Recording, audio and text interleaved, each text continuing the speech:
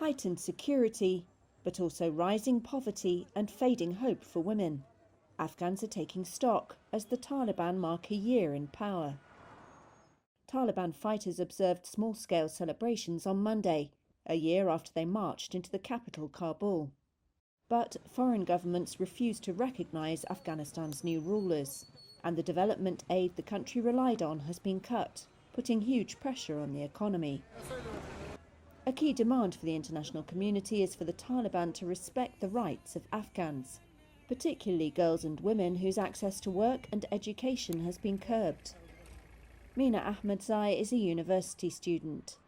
The big difference we see in our life is that the girls' schools are banned. We have not studied for the past year and this is hard to compensate for. But despite all these challenges, we request that they allow us to continue our education and resume our studies next year. The other change I see is the weaker economy of the country.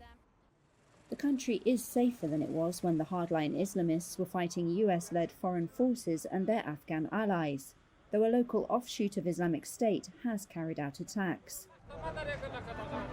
This is school student Abdul Mateen.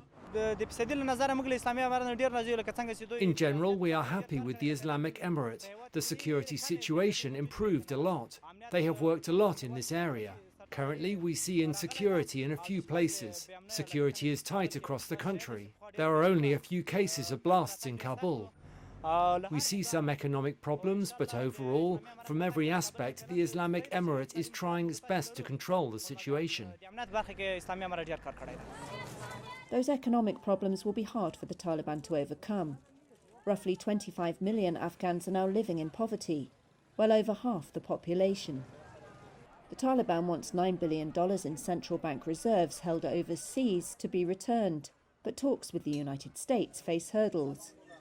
The US demands that a Taliban leader subject to sanctions step down from a top position at the bank first. The Taliban refuse to cede to these pressures and say they respect all Afghans' rights within the framework of their interpretation of Islamic law. Unless there is a major shift by either side, Afghans are unlikely to see an end to spiralling prices, rising joblessness, and hunger that will only get worse as winter sets in.